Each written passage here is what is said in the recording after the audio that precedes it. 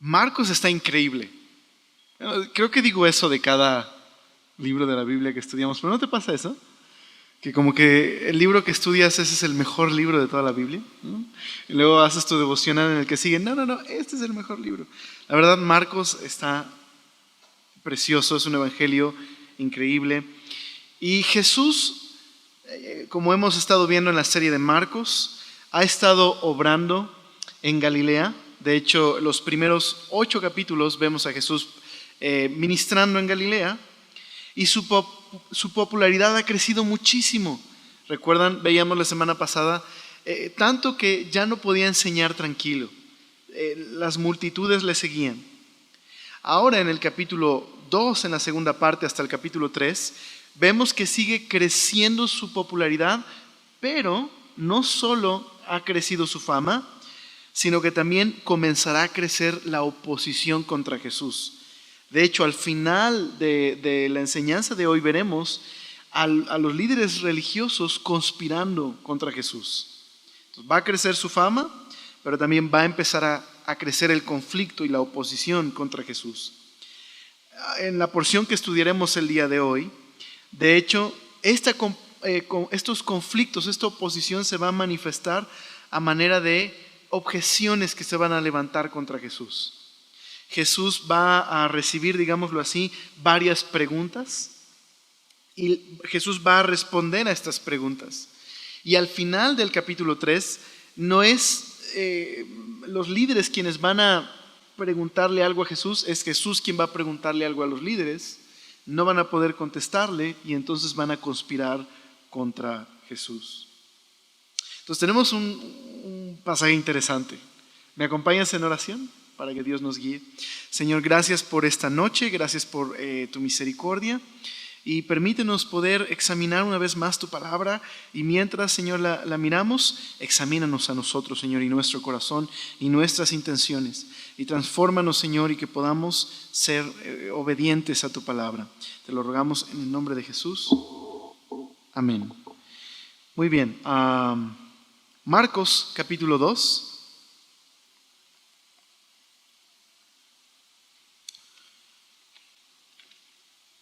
Varias preguntas que le hacen a Jesús. Jesús responde a estas preguntas. ¿Y sabes lo que me encanta del Evangelio de Marcos? En todos los evangelios, pero como que en Marcos se ve mucho. De hecho, fue parte de una de las enseñanzas que vimos anteriormente. Jesús desafía completamente las expectativas de todos. Y Jesús va a desafiar las expectativas de estos líderes religiosos. Ellos piensan que Dios debería portarse de alguna manera.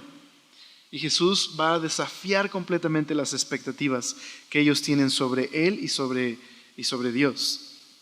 Entonces vamos a Marcos capítulo 2, versículo 13. Digamos que del versículo 13 al 17 vemos a Jesús y a un recaudador de impuestos. Y ahí se desarrolla un conflicto. Va a surgir una pregunta y Jesús va a responder a esa pregunta. Así que eso es lo que Marcos hace en estos capítulos. Aparece una pregunta en la historia y Jesús responde a esa objeción. Dice el versículo 13. Después volvió a salir al mar, y toda la gente venía a él y les enseñaba. Y al pasar vio a Leví, hijo de Alfeo, y sentado al banco de los tributos públicos, y le dijo: sígueme. Y levantándose le siguió. Y aconteció que estando Jesús a la mesa en casa de él, muchos publicanos y pecadores estaban también a la mesa juntamente con Jesús y sus discípulos, porque había muchos que le habían seguido. Y los escribas y fariseos, viéndole comer con los publicanos y con los pecadores, dijeron a los discípulos: ¿qué es esto que él come y bebe con los publicanos y pecadores? Entonces aquí está la escena, la primera pregunta y la respuesta de Jesús. Al oír esto, Jesús les dijo: los sanos no tienen necesidad de médico, sino los enfermos, porque no he venido a llamar a justos, sino a pecadores. Si Jesús está otra vez pasando junto al mar, hay una escena similar en el capítulo 1, donde Jesús, pasando junto al mar de Galilea, llama a los pescadores a seguirle. Y ahora Jesús, nuevamente pasando junto al mar, llama, bueno, no a un pescador, pero sí a un pecador, a Leví, el hijo de Alfeo. Y es muy probablemente que este Leví es Mateo, ¿no? Es obvio por lo que vemos en otros registros en los evangelios. Este será el apóstol Mateo, que también tiene por nombre Leví, así como era muy común que hubiera estos dobles nombres, como Pedro, que también era llamado Simón. Entonces tenemos a Leví, que es Mateo. Y está llamando en esta ocasión no a un pescador, sino a un recaudador de impuestos. ¿Y quién es un recaudador de impuestos? Pues muy probablemente está funcionando para los romanos y particularmente para Herodes. Y un recaudador de impuestos era el que se encargaba de cobrar los impuestos, era el que se encargaba de entregar esos impuestos a las autoridades, pero tenían muy mala fama. Tenían fama de recaudar más de lo que era debido, de no entregar buenas cuentas y de extorsionar a la gente. Entonces, por decirlo así, Jesús está llamando a un hombre de mala fama y que los judíos no ven con buenos ojos, que incluso ven como alguien que es un traidor. Así que esto va a desatar una controversia, como lo vimos. Va a surgir esta pregunta: ¿por qué Jesús llama a un hombre así a seguirle? Bueno, ¿qué nos enseña? Que el llamado a seguir a Jesús es para todos y que no importa el pasado de una persona. De hecho, a través de la pregunta de los fariseos nos damos cuenta de la gran lección que nos da Jesús el día de hoy. Entonces, en la siguiente escena, no solo ha llamado a Leví a seguirlo, sino que ahora no es claro el texto si está en casa de Jesús, en la que acostumbraba a quedarse, o es en casa de Mateo, indistinto. Pero está en una casa en la que está teniendo un banquete, en la que no solo está Mateo, sino están los amigos de Mateo, otros recaudadores de impuestos. Y es en ese contexto en el que surge esta pregunta que hacen los eruditos y los líderes religiosos. Está comiendo con gente que no es la más religiosa, no son los más obedientes a la ley, y aparte es gente de mala fama. Y ahí está Jesús comiendo con ellos, siendo amigable con ellos. Así que Jesús no solo predica a los pecadores, se relaciona amigablemente con los pecadores. Está siendo anfitrión en este banquete. Qué interesante que Jesús podía atraer a personas que no eran las más religiosas, por decirlo así. Podía atraer a toda clase de personas. Ahora, en ese contexto, reaccionan estos líderes y hacen esta pregunta: ¿por qué se atreve a comer con esta clase de hombres? Ahora, yo sé que en los evangelios los fariseos aparecen como hipócritas y regularmente lo son, pero no deberíamos pensar que todos los fariseos son hipócritas. Y también tenemos que entender un poquito el contexto de lo que está sucediendo aquí. Déjame contarte un poquito la historia de los fariseos. Los fariseos vienen de mucho tiempo atrás. Hubo un momento muy crítico en la historia de Israel. La historia de Israel, justo en el periodo que llamamos el periodo entre testamentos, entre el Antiguo y el Nuevo Testamento, hubo una crisis que surgió por la invasión de los griegos en la tierra de Palestina. Y esa invasión causó que hubiera una fuerte helenización, es decir, que los judíos sintieran la amenaza de adoptar las costumbres del estilo de vida de los griegos a su propia cultura. Y hubo un momento en el que esto fue tan fuerte que en Jerusalén había un gimnasio griego.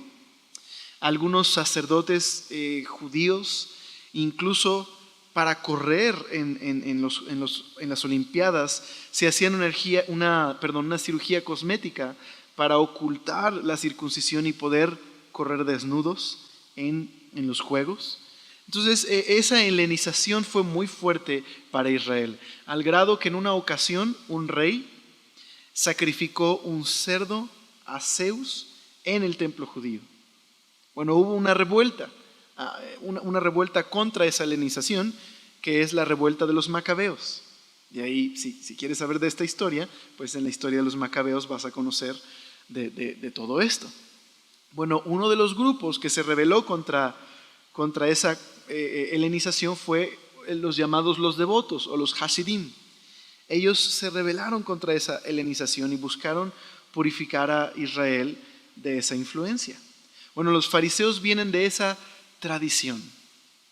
Entonces, digamos que los fariseos eran el grupo que buscaba volver a la Escritura, a obedecer la ley, a cumplir la ley. Ahora verás, ahora que estamos estudiando Reyes, ¿qué es lo que la ley decía que sucedería si el pueblo de Israel era infiel y no cumplía con los mandatos de Dios? ¿Qué les iba a suceder? Bueno, iba a haber varias disciplinas de parte de Dios para traerlos a Él, pero una de estas disciplinas consistía en la invasión de un ejército, el ser conquistados por una nación extranjera. Ahora, piensen eso. Para este momento tenemos a los romanos en el territorio de los judíos. Los judíos no son independientes, sino que están bajo el yugo de los romanos. ¿Qué significaría eso para un judío? Que han sido infieles, que no han guardado la ley y que por lo tanto Dios ha permitido que extranjeros hayan invadido su tierra. ¿Qué tienen que hacer entonces los judíos para poder recuperar la independencia de su reino y su teocracia? Pues volver a la fidelidad a la ley. Así que los fariseos son el grupo de personas que cree para poder librarnos del yugo romano y mantener nuestra identidad como judíos, necesitamos ser obedientes a la ley. El problema está en que muchas veces al tratar de ser celosos con la ley, le ponían capas de reglas a los mandatos de Dios para que evitaran que las personas fueran desobedientes a Dios. Es decir, su actitud era el evitar la tentación a las personas de pecar o ser desobedientes contra la ley. Así que, si recuerdas, la ley decía que había ciertos alimentos que se podían comer y ciertos alimentos que no se podían comer, y cierta relación que podías tener con las personas.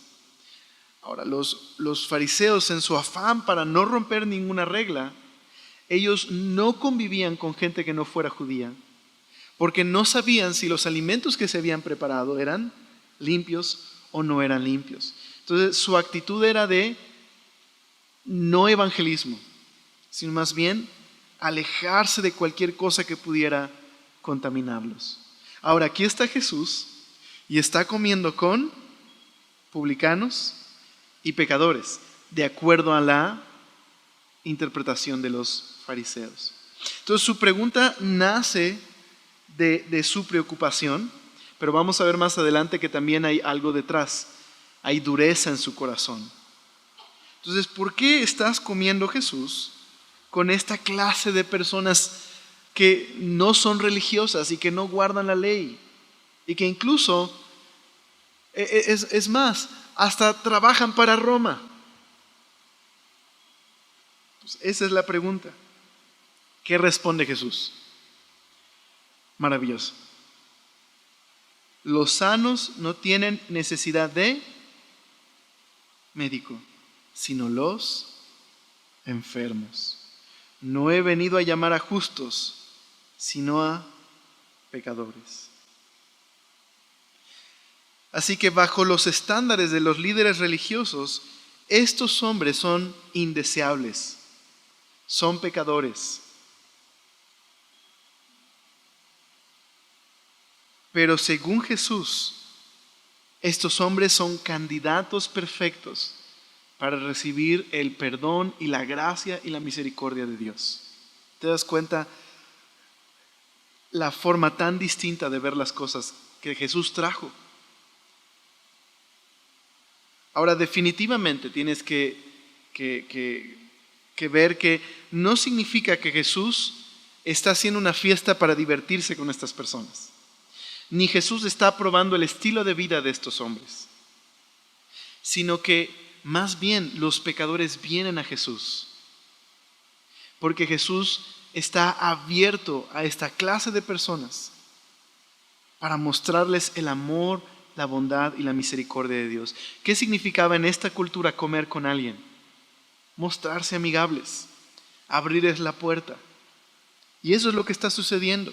Jesús les está mostrando que Dios les ama y que les ha abierto la puerta y que las buenas noticias del reino de Dios también son para ellos, para esa clase de gente que dentro de los estándares religiosos no son deseables. Qué lección tan importante para nosotros. En lugar de calificar a la gente por categorías, deberíamos ver a cada persona como un candidato para experimentar la gracia de Dios. Ahora, aquí hay algo muy interesante. Jesús dice, no he venido a llamar a justos, sino a pecadores. Aquí los fariseos podrían hacer dos cosas. Una, decir, ok, por eso nosotros no te seguimos. Y auto-justificarse. No es precisamente esta oportunidad para que los fariseos pudieran decir, ok, nosotros entonces necesitamos lo que tú ofreces. ¿Sí me explico? La religión, la actitud religiosa, la religiosidad nos hace ponerle categorías a las personas. Nos hace pensar que nosotros somos mejores que otros por lo que hacemos o no hacemos. Y ese es el peligro de la religiosidad. Que estos líderes, comenzando con la intención de honrar a Dios, terminaron viendo sus prácticas como el fin y no como el medio para acercarse a Dios. Entonces, ¿cómo vemos a la gente? ¿Nos mostramos amigables hacia otros? ¿Les mostramos que Dios les ama y que está dispuesto a perdonar a toda clase de persona? ¿O ponemos categorías y nos vemos a nosotros mismos como más justos que otros? ¿O podemos reconocer que Dios llama a pecadores y por eso nosotros estamos aquí? Porque Dios precisamente vino a salvar lo que se había perdido. Ahora, en la siguiente escena, ahora hay una pregunta alrededor de otro tema, el ayuno. Todo está conectado en el pasaje por preguntas y respuestas que da Jesús. Dice el verso 18, y los discípulos de Juan, esto es los discípulos de Juan el Bautista, y los fariseos ayunaban, identificados por esta práctica religiosa, esta disciplina, el ayuno.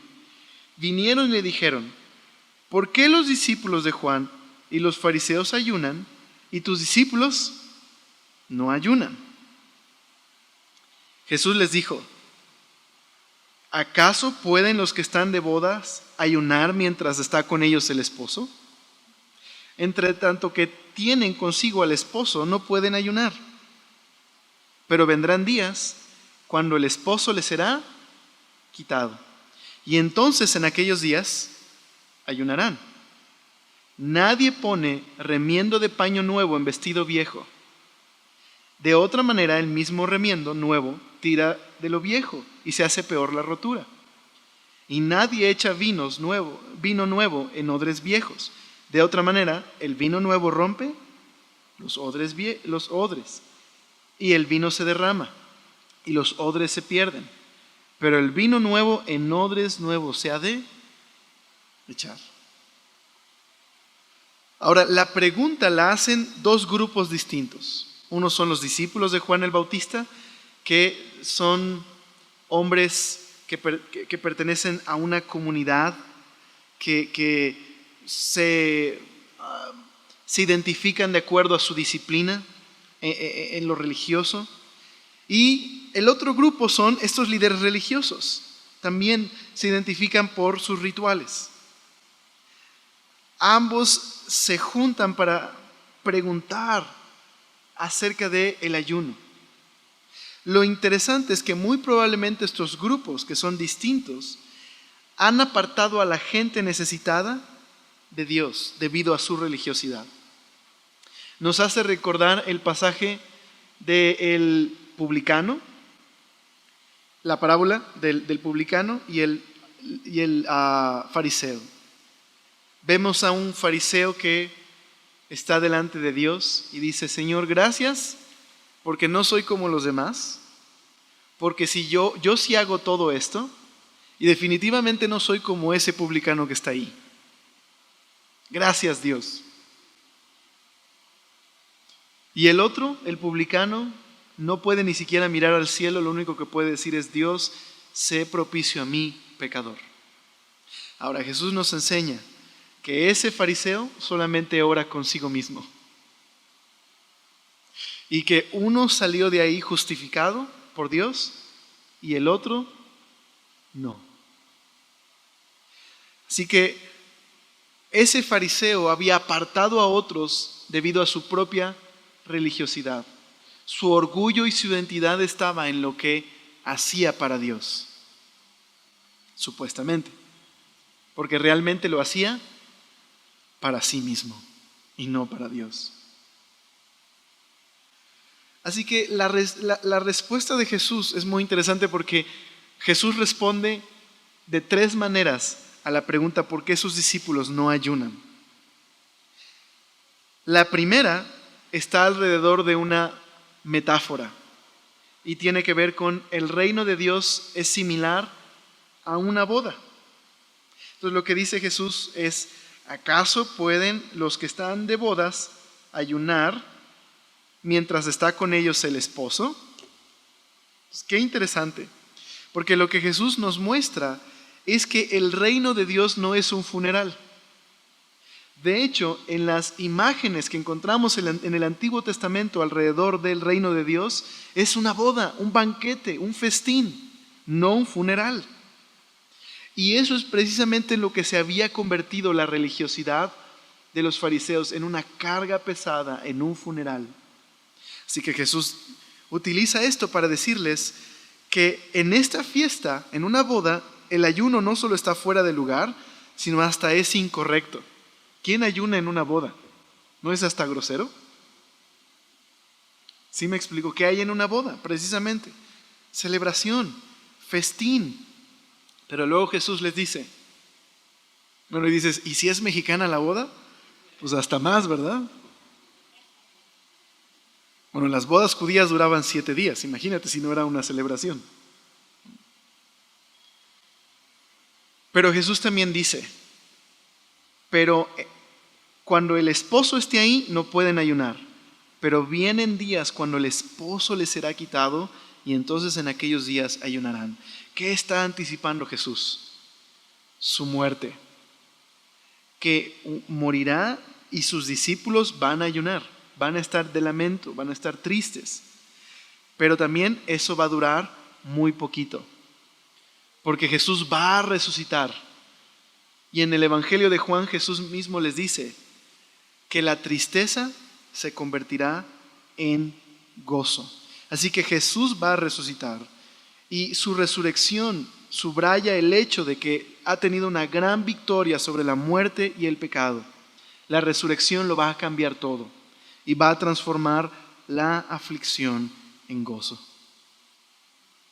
Pero ahora en la segunda respuesta de Jesús, Jesús va a tomar, digámoslo así, de la vida cotidiana, de la experiencia, para enseñarles una verdad muy profunda.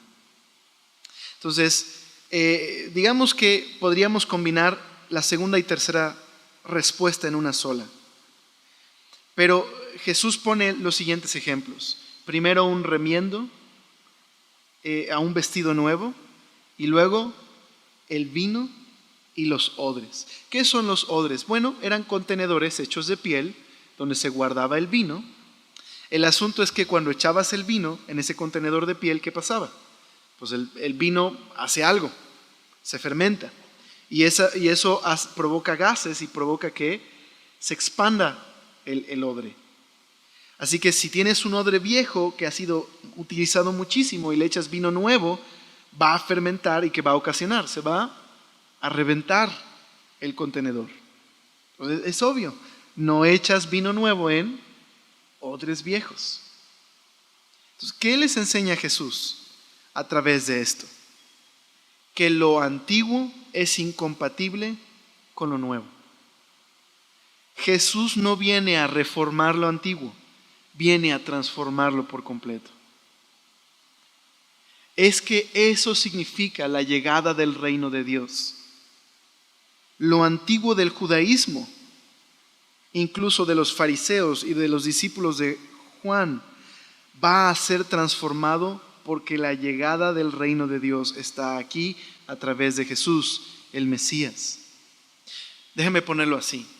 Jesús es el cumplimiento del judaísmo, pero también su fin.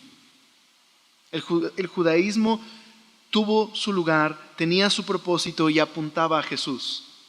Jesús es el cumplimiento, le da significado a las promesas del Antiguo Testamento, pero también ha establecido algo completamente nuevo.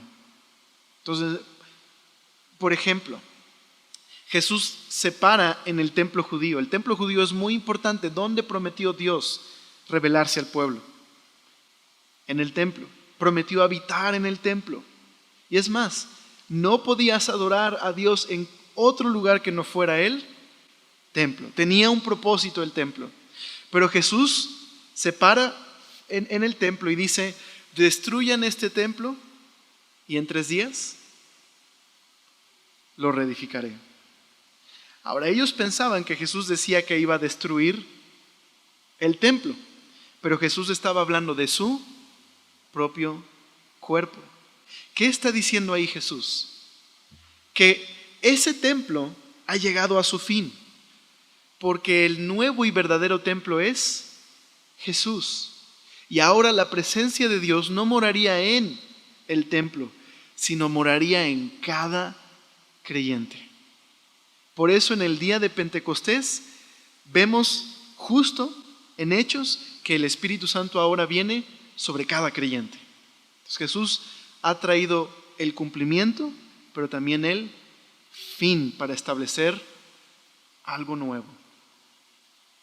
Esa es la enseñanza de odres viejos no pueden recibir vino nuevo.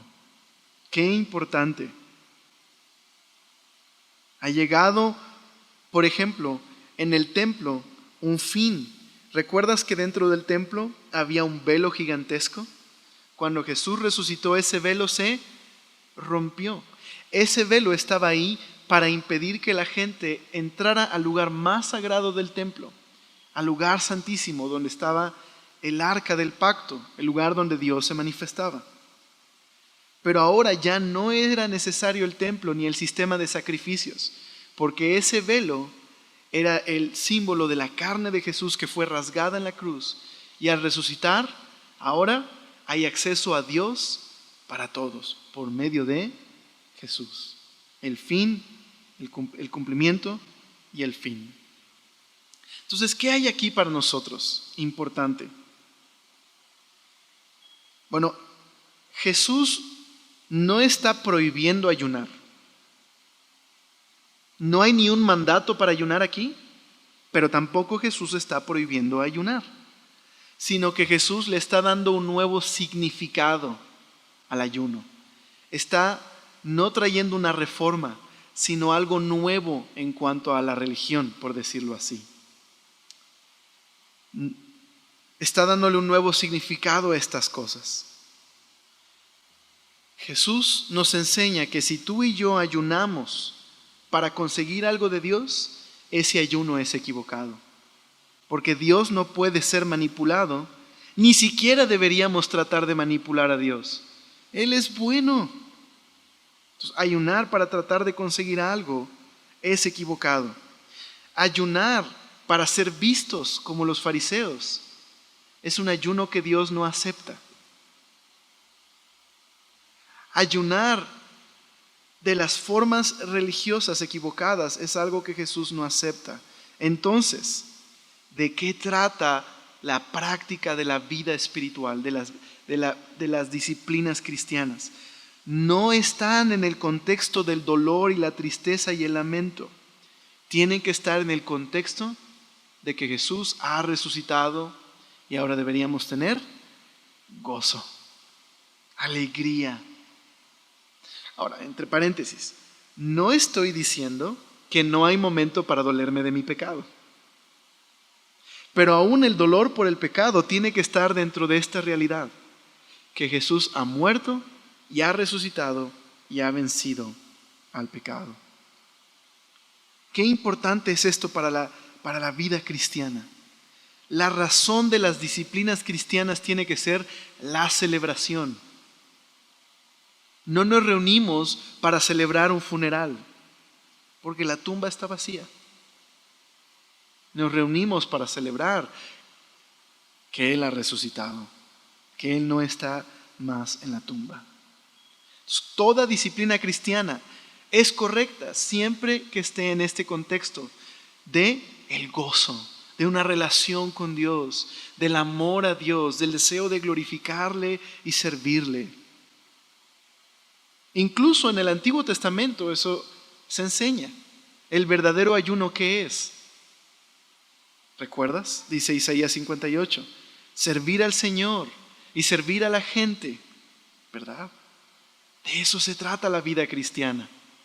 Solo que a algunos cristianos se nos olvida que no fuimos bautizados en jugo de limón, ¿verdad? Pensamos que ser espiritual es ser serio y estar molesto y denunciar el pecado y ser policía del pecado y oler pecado por todos lados. Y vigilar que la gente se porte bien. De eso no se trata. La vida cristiana tiene que ser una vida en la que celebramos que Él ha resucitado. Entonces, no está mal practicar las disciplinas cristianas, está bien ayunar y congregarse y todo lo que vemos en la Biblia está bien, ofrendar y etcétera. Pero no en el contexto de lamento o de manipulación. No manipulamos a Dios. Lo hacemos porque Él nos ama. Y queremos simplemente conocerle más y celebrar que Él vive. Ahora, en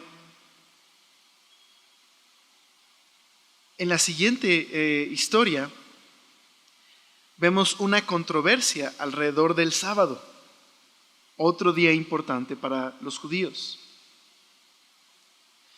Dice, aconteció que al pasar él por los sembrados un día de reposo, esto es en Shabbat o en sábado, sus discípulos andando comenzaron a arrancar espigas.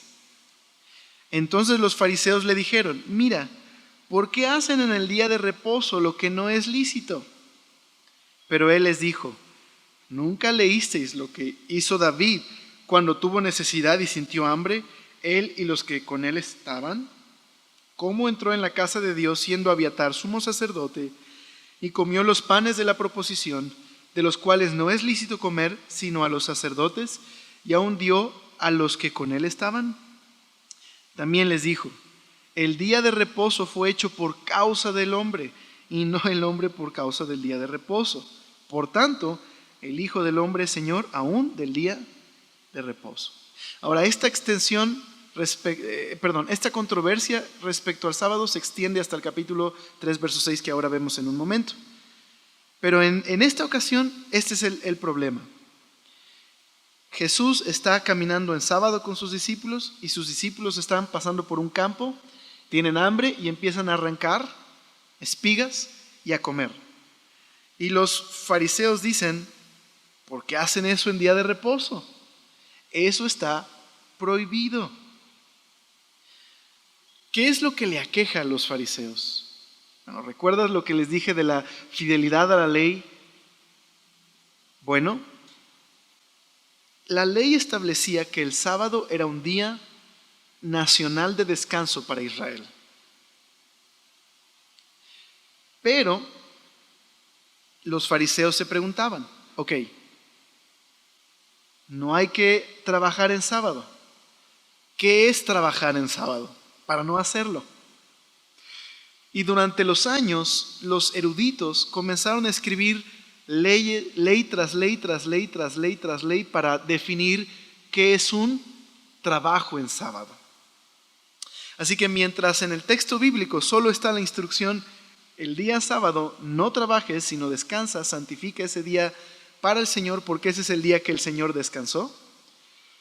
Los fariseos le pusieron capas de tradición para evitar que a la gente se le ocurriera quebrar el sábado. Entonces había leyes así tan absurdas, no las menciono por el tiempo aquí, pero había leyes muy absurdas alrededor de eso. Entonces eso es lo que les aqueja a los fariseos, que parece que Jesús está desobedeciendo la tradición de los líderes judíos. Ahora, ¿cómo responde Jesús a esta situación? Número 1, responde poniendo el ejemplo del rey David. Puedes encontrar esta historia en el Antiguo Testamento, pero en el Antiguo Testamento el rey David, todavía no es rey, está siendo perseguido por Saúl y llega con el sacerdote Ahimelech y le pide que le dé del pan sagrado, el pan de la proposición, el pan que estaba apartado. Pero David recibe de este pan, aunque era prohibido que David comiera de ese pan y sus seguidores, porque ese pan solo podían participar los sacerdotes. Ahora, David lo hizo para sobrevivir de la persecución de Saúl. Ahora, lo que Jesús está diciendo es esto: si David comió de ese pan y Dios no lo juzgó, porque tenía que ver con su vida y la de sus acompañantes, ¿ustedes creen que yo estoy haciendo algo malo en sábado? Cuando lo único que se supone que estamos quebrando no es el sábado, sino sus tradiciones, su interpretación del sábado. Aparte, si Jesús es Dios, ¿no es el Señor de David? Entonces, eso es lo que está diciendo Jesús. Si David se atrevió a hacer eso por necesidad, cuanto más Jesús, que no está quebrantando la ley, sino simplemente está quebrantando las tradiciones y las interpretaciones de estos líderes. Aparte, Él es el Señor de David. Ahora, un muy breve paréntesis antes de seguir, porque aquí hay una controversia muy famosa. Si tú lees el pasaje de Marcos y lees el pasaje de Samuel, encontrarás que Samuel dice que el que le dio el pan a David es el sacerdote Ahimelech. Pero Marcos dice que es el sacerdote Abiatar. Entonces unos dicen, la Biblia tiene errores, ¿ya ves? Ok. Vamos a tratar de pasar por esto de una forma sencilla. Hay varias explicaciones en por qué Jesús menciona a Abiatar y no a Ahimelech. La primera de ellas es que Jesús no está diciendo que el que le dio el pan a David es Abiatar. Lo que Jesús dice es que siendo Abiatar sumo sacerdote, eso es diferente. Hay algo que se conoce como un epónimo. Un epónimo es cuando se utiliza el nombre de una persona para explicar una fecha, un acontecimiento o incluso una región. Se usa su nombre para algo más general. Es decir, Abiatar es el hijo de Ahimelech. Así que mientras Ahimelech es el sacerdote que le da el pan a David, el sumo sacerdote es Abiatar. Ambos funcionan como sacerdote, pero uno es el sumo sacerdote. Entonces, eso es algo muy sencillo de explicar. La otra explicación es que este pasaje está utilizando el nombre de Abiatar para señalar el pasaje de Samuel. No que Jesús esté diciendo que Abiatar fue el que le dio el pan a David. Porque más adelante en Marcos 12 se utiliza la siguiente expresión para referirse al pasaje donde Dios se revela a Moisés en la zarza. Dice, literal, en Marcos 12, habla de el pasaje de la zarza. Ahora, obviamente, esa es una forma de describir un pasaje mucho más general. no simplemente el acontecimiento de la zarza. Entonces quizás simplemente Jesús está diciendo Abiatar para señalar que precisamente en esa porción de Samuel es donde ocurre este acontecimiento. Pero bueno, muy bien. Bueno, cerramos el paréntesis. Ahora, la segunda respuesta de Jesús a la situación del sábado es la siguiente. Dice Jesús en el versículo número 27. El día de reposo no fue hecho por causa del hombre. Perdón, lo leí mal. El día de reposo fue hecho por causa del hombre y no el hombre por causa del día de reposo. Así que lo que Jesús está diciendo es que el sábado es para beneficio del hombre y no el hombre para beneficio del sábado. ¿De qué trata el sábado en la Biblia? Bueno, el sábado era un día de descanso para los judíos, un día en el que podían meditar en la creación de Dios, porque en eso consistía, ese fue el día en que Dios descansó, había finalizado de la creación. Era un día que apartaban para recordar la creación, recordaban la bondad de Dios e incluso recordaban que Dios les había provisto en el desierto durante varios años. Era un día especial de celebración. ¿En qué se había convertido? En una enorme carga en la que tenían que ser tan minuciosos de no quebrar la ley y la tradición del sábado. Ya no era un día de bendición, ya no era un día para alabar a Dios y adorar a Dios, era un día de preocupación y de angustia. Los líderes habían convertido el sábado en una carga para los hombres. En su afán de ser obedientes a la ley, al final estaban poniendo por encima la tradición y poniendo abajo a los hombres. Ahora mira la tercera respuesta de Jesús. Está en el verso 28. Por tanto, el Hijo del Hombre es Señor aún del día de reposo. Así que Jesús ahora afirma su autoridad para decir, si yo soy Señor del sábado, por lo tanto, yo estoy por encima de cualquier interpretación de los líderes. Así que mira lo que Jesús está diciendo. Ustedes creen que obedecen a Dios al poner todas estas leyes para que la gente no rompa la ley del sábado. Y ustedes mismos no se dan cuenta que son ustedes los que están torciendo la voluntad del sábado. La voluntad de Dios para el sábado. Que en lugar de ser un día para amar a Dios y pensar en Dios y adorar a Dios, la han convertido en una gran carga. Así que ¿quién está quebrantando el sábado? ¿Jesús o los líderes?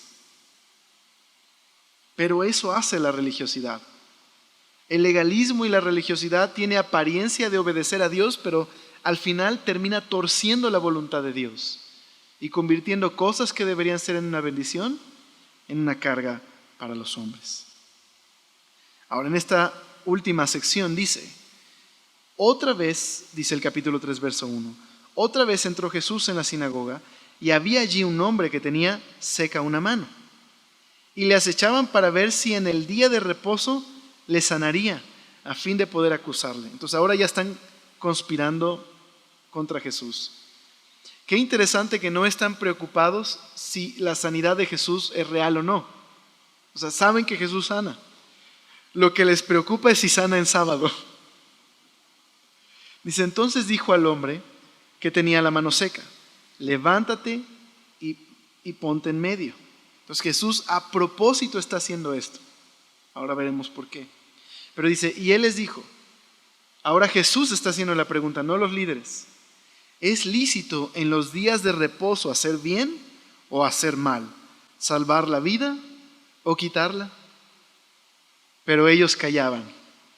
Entonces, mirándoles alrededor con enojo, esto es indignado, entristecido por la dureza de sus corazones, dijo al hombre, extiende tu mano. Y él extendió, y la mano le fue restaurada sana. Y salidos los fariseos tomaron consejo con los herodianos contra él para destruirle. Entonces, aquí están estos líderes religiosos. Tienen duro su corazón. ¿Qué significa aquí dureza de corazón? No significa que su corazón es frío. ¿Qué es el corazón en la Biblia? Es el centro de mando de una persona. Es donde reside su voluntad, sus emociones. Es quienes somos. Así que tener un corazón duro significa ser insensible hacia lo que Jesús dice y hace. Es como si Jesús dijera, no importa lo que diga y haga, no cambiarán de opinión. No están considerando a Jesús. No están considerando que Jesús está haciendo la obra de Dios. Su preocupación es que Jesús no rompa el sábado. En eso consiste un corazón duro, incrédulo, que hace preguntas, pero no considera las respuestas. No les interesa saber quién es Jesús. En eso consiste un corazón duro.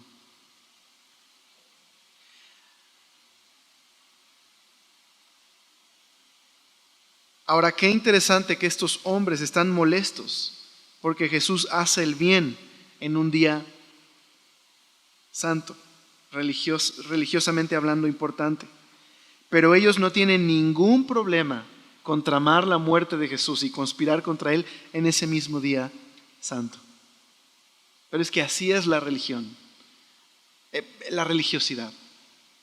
Eso es lo que produce. ¿Cuántas veces somos tan religiosos y nos preocupa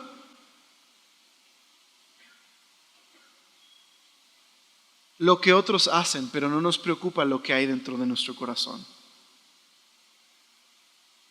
Un papá religioso que le preocupa que su hijo no escuche música mundana, pero no tiene reparo en mirar con su corazón y desear a una mujer que no es su esposa.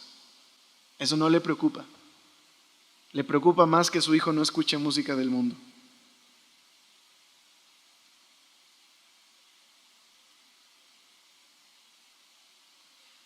O cuando en un lugar se preocupan muchísimo por la conducta externa de una persona, pero no se preocupan por lo que hay en su corazón.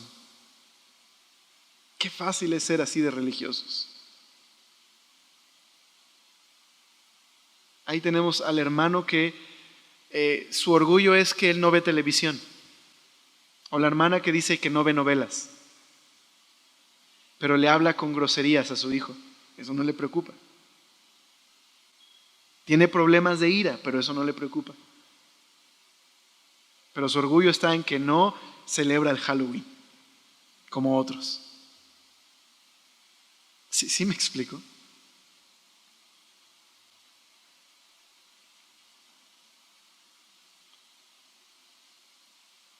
Es más, es tal la dureza de corazón de estos fariseos que dice el verso 6 que se van a aliar con sus enemigos, con los herodianos.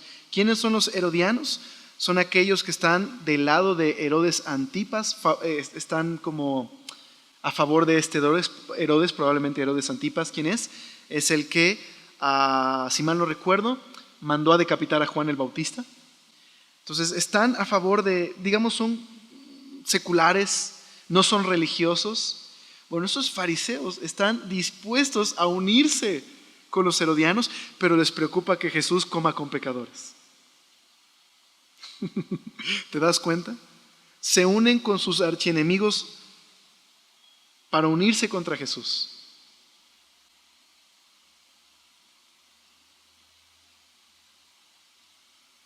Así que Jesús en verdad desafió las expectativas de las personas sobre lo que Dios debería hacer, cómo Dios debería salvar a la gente, o cómo Dios debería actuar con la gente. Ahora, para terminar, simplemente quisiera que meditáramos en lo siguiente. Sin duda alguna, a veces pensamos que Jesús fue un revolucionario contra la religión, pero eso no es verdad. Jesús cumplió la ley, pero también estableció algo nuevo, trajo un fin a la ley.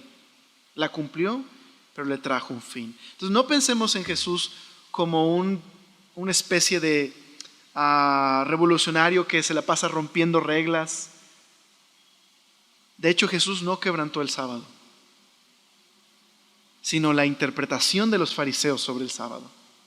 Jesús cumplió y obedeció la ley, pero trajo el fin a la ley para establecer algo mejor, un nuevo pacto.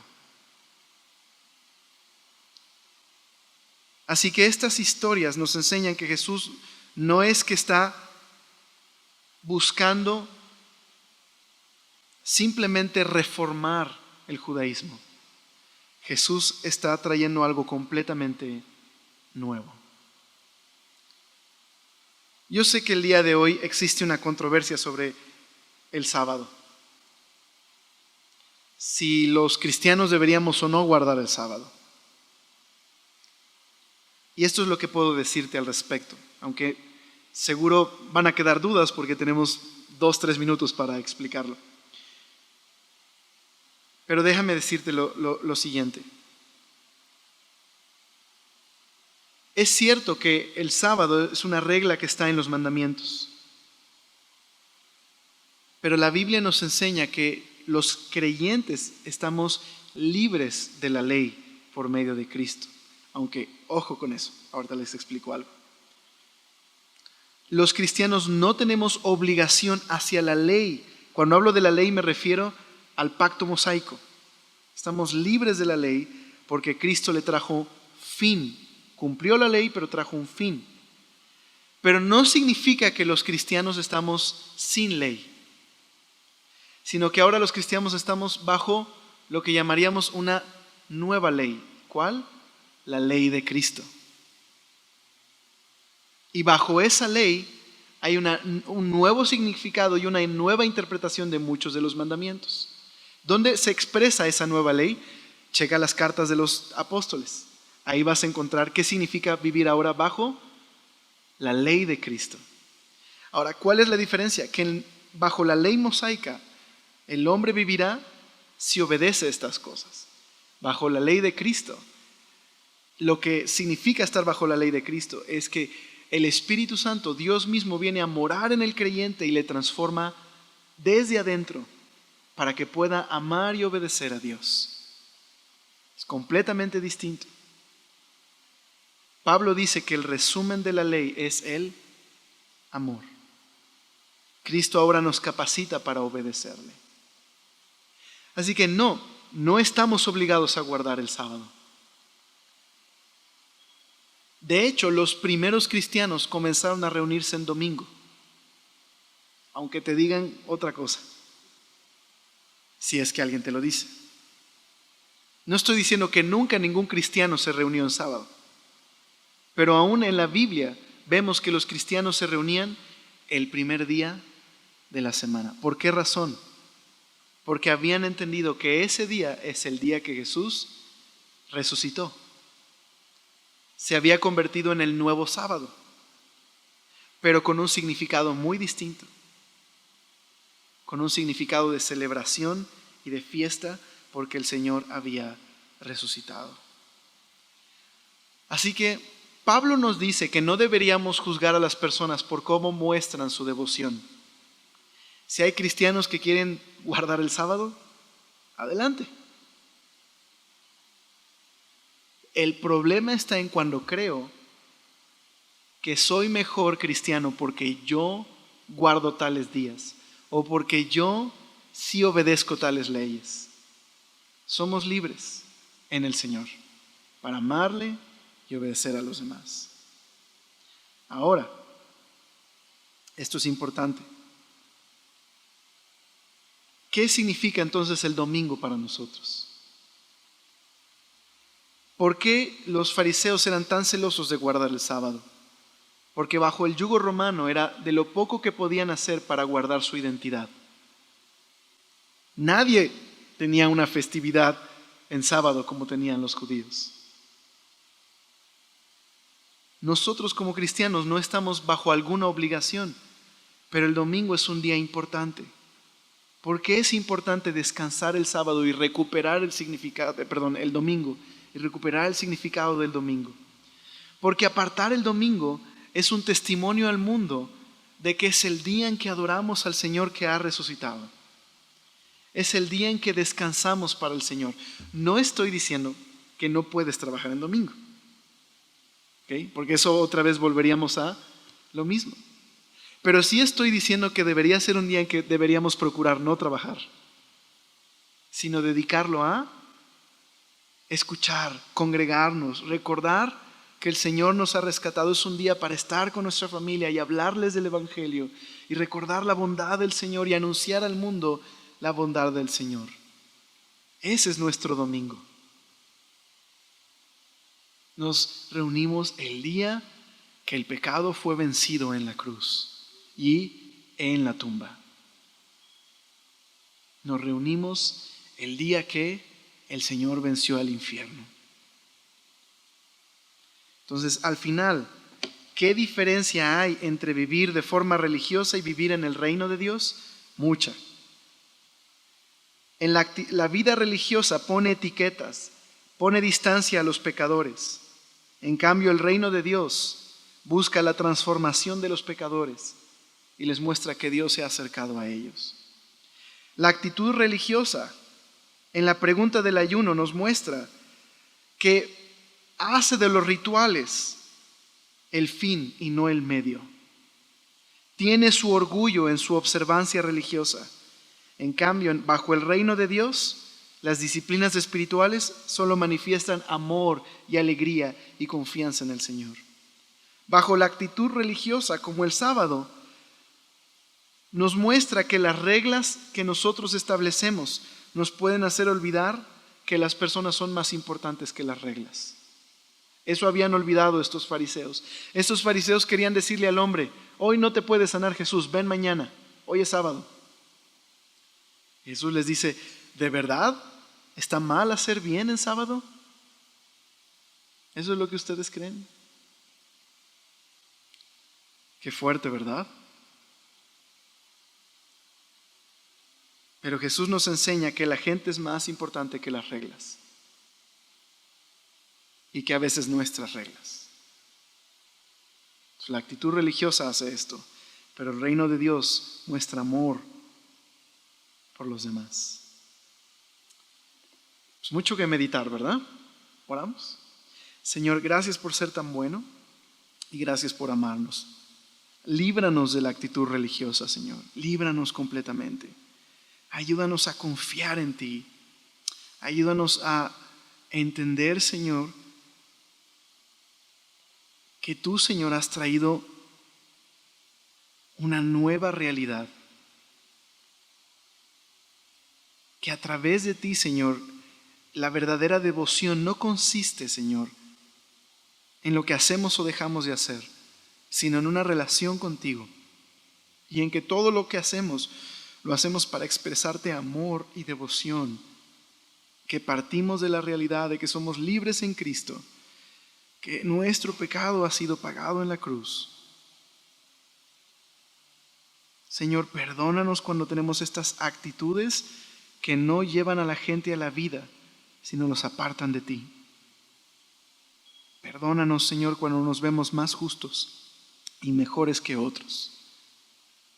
Perdónanos, Señor, cuando pensamos que nuestras reglas son más importantes que las personas, a quienes tú amas y por quienes tú diste tu vida en la cruz. Perdónanos, Señor. Y ayúdanos, Señor, a poder caminar contigo, Señor. Poder conocerte y vivir bajo tu reino. Te lo rogamos en tu nombre. Amén.